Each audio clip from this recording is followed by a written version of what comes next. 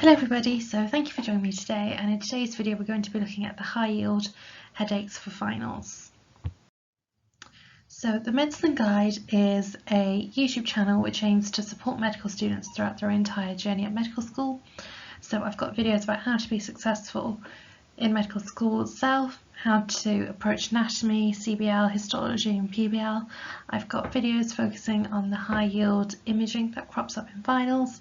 I've also got videos focusing on the high yield obs and gynae topics, paediatric topics, cardiology topics, and this video in conjunction with others will make up my high yield neurology edition. So without further ado, let's get started. So in today's video we're going to be looking at the SBA scenarios which commonly focus on the high yield presentations of headaches, and this typically involves in exams tension headaches, cluster headaches, subarachnoid haemorrhage, idiopathic intracranial hypertension and intracranial hypertension. Now I've got a separate video for meningitis, so if you want to have a look at that, please do. And without further ado, let's get started on today's video. So firstly we're going to be looking at tension headaches. Now tension headaches are chronic episodic headaches which are often related to stress. So we're going to look initially at the risk factors of a tension headache, which are as follows: stress, caffeine, sleep disturbances, and unfortunately tension headaches do occur more commonly in females. So patients often present with signs such as a non-pulsating tightening across the forehead.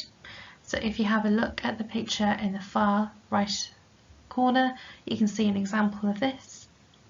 Now a tension headache classically becomes worse as the day progresses, and the pain is described more as pressure. A common complication of a tension headache is a medication overuse headache. So a medication overuse headache occurs in patients who have been using opioids or triptans for more than 10 days, or they might have been using NSAIDs, paracetamol or aspirin for more than 15 days. In a medication overuse headache, the headache develops or often becomes worse after using regular medication, and the headache is usually resolved after stopping the overused medication. However, medication withdrawal may initially cause the headache to become worse. So in terms of managing a patient presenting with a tension headache, so the initial treatment plan involves either aspirin or paracetamol or ibuprofen. Patients are encouraged to record the pattern of their headaches via a headache diary. And finally, we would discuss the patient's complaint with a neurologist or a GP with a specialist interest in headaches if the tension headache is still persisting despite the medical management given. Now, prophylaxis treatment is really important because in the exam they could ask you for the definitive treatment plan, which we've discussed before, or they could ask you for the prophylaxis management plan. So you need to be comfortable in discussing both management plans. So the prophylaxis plan for a patient with a tension headache involves up to 10 sessions of acupuncture over 5 to 8 weeks, and then if that's unsuccessful, then amitriptyline would be used. Okay. So now we're going to focus on a cluster headache, and in a cluster headache, patients often complain of an intense pain coming within, around or behind one eye. So let's look at the risk factors first. Unfortunately, a cluster headache is more common in men above the age of 40. It's commonly found in smokers and patients who abuse alcohol. Now, patients who abuse alcohol that are complaining of cluster headaches or cluster-like headache symptoms is something to definitely be aware of in your SBA, because alcohol is a very common trigger for a cluster headache. In terms of the signs and symptoms, like I said, patients will be complaining of an intense, sharp stabbing pain around the eye. The patient is often restless and agitated. They'll be complaining of eye redness with lacrimation. miosis, so pupil constriction, ptosis, so droopiness of the upper eyelid, and eyelid edema, so swelling around the eyelid. They'll also be complaining of nasal stuffiness and congestion. Now, in my revision, I would often get confused between tension headaches and cluster headaches, and I think the key thing to remember is eye-related symptoms is usually more suggestive of a cluster headache. So if patients are complaining of the miosis, the ptosis, the eye redness, the lacrimation, eyelid edema, that's pointing more towards a cluster headache. So any eye-related symptoms would suggest in an SBA to point more towards a cluster headache as opposed to a tension headache. So what I use to help me remember this is the fact that the eye lies within the optic orbit. Optic ends in a C, cluster headache begins with a C, and so any eye-related symptoms therefore should be related to a cluster headache as opposed to a tension headache. And that's just what I use to help me differentiate between the two when I was revising. So now let's look at the management plan. So the management plan of a cluster headache involves a definitive treatment plan and also a prophylaxis plan, and you need to be comfortable with both of this for your exam. So the treatment plan for a cluster headache involves giving the patient 100% oxygen and subcutaneous amitriptyline. So the oxygen is delivered over 15 to 20 minutes using a non-rebreather face mask. Now, in certain scenarios, you will need to discuss the patient's case with a neurologist or a GP with a specialist interest. And the scenarios are as follows. So all pregnant women or breastfeeding women with a cluster headache need a specialist referral. That's number one. Number two is that patients presenting with their first ever suspected episode of a cluster headache needs to have their diagnosis confirmed by a specialist, and this often involves imaging. So that's scenario number two. And lastly, scenario number three is that patients with a confirmed cluster headache diagnosis who have new signs and symptoms suggestive of a serious underlying cause, again, needs to be discussed by the specialists. Okay, so that's the three scenarios that you need to be aware of. And finally, the prophylaxis plan for a patient with a cluster headache is to give them verapamil. Okay? And now let's look at a subarachnoid hemorrhage. So the risk factors for subarachnoid hemorrhage is trauma, polycystic kidney disease, because these patients are at risk of developing barrier aneurysms in the circle of Willis, and these barrier aneurysms can rupture, again, leading to a subarachnoid hemorrhage. Also, patients suffering from Ehlers-Danlos syndrome and Marfan syndrome are at risk of developing a subarachnoid hemorrhage. So the common signs of a subarachnoid hemorrhage involves a patient complaining that they're suffering from the worst headache of their life, and that's one of the classic signs or phrases used in the SBAs. The patient will also be complaining of meningism-like symptoms, so the neck stiffness or neutral rigidity, and photophobia. Patient will also be suffering from seizures, altered GCS, and may even, unfortunately, suffer from a sudden death. Now, in terms of the tests and investigations for subarachnoid hemorrhage, so first line we have to do a non-contrast CT head, and classically a subarachnoid hemorrhage on a non-contrast CT head presents with a star sign, and this is something that you definitely need to be confident in identifying for your final exam. So let's have a look at the star sign.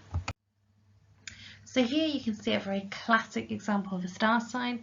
So if you have a look at the CT head on your far left and then compare it with the CT in the far right, so hopefully you'll be able to appreciate that there is a star sign, and essentially you've got all of this blood, all this hemorrhage collecting in the basal cisterns.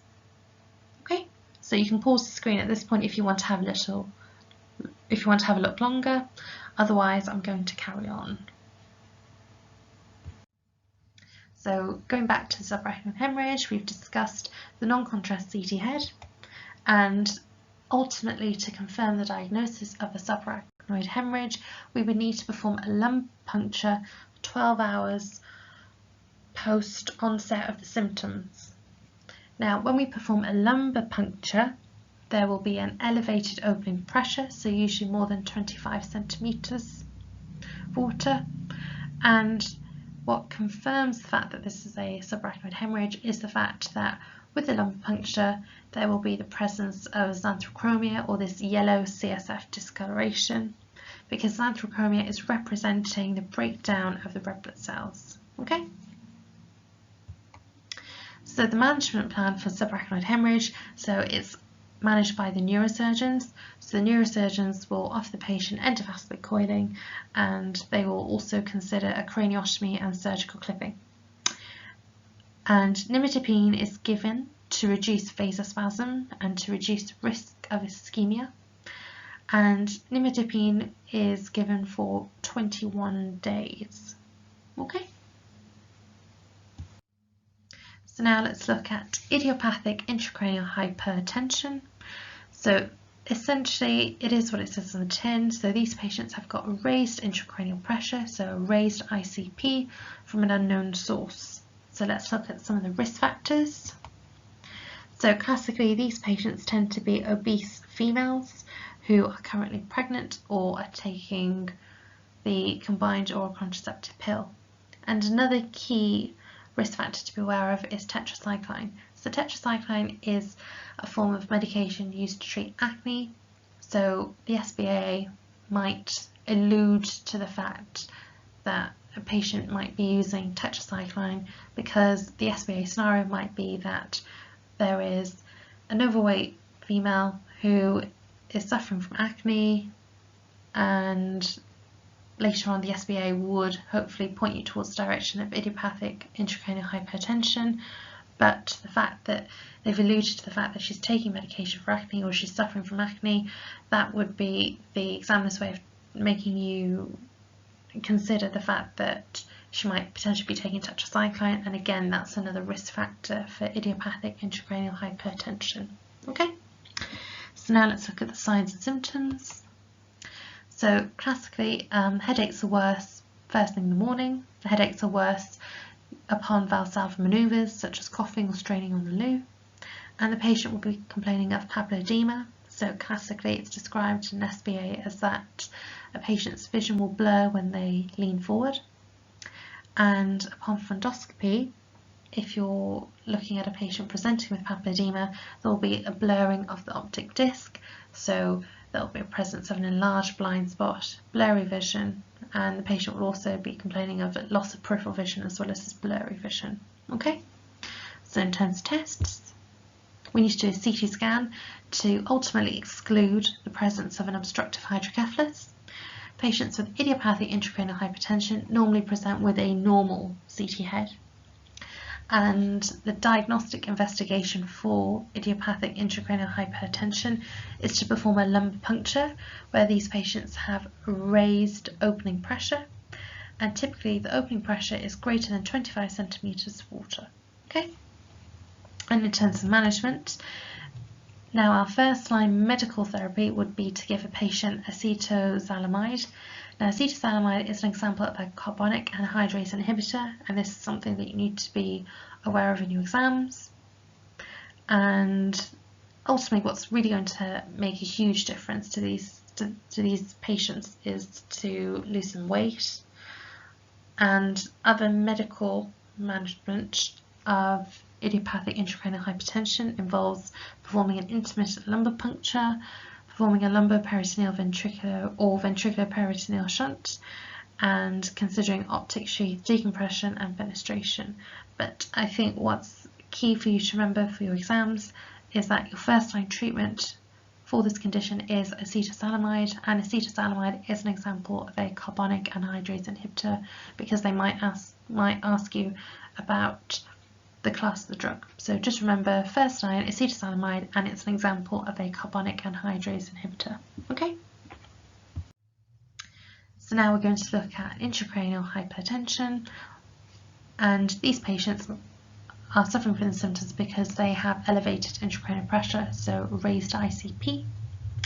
So the risk factors for this condition involves hydrocephalus, tumours, meningitis, encephalitis, subdural hemorrhage, extradural hemorrhage. So again, hopefully you'll be able to appreciate that this is all neurology associated pathology.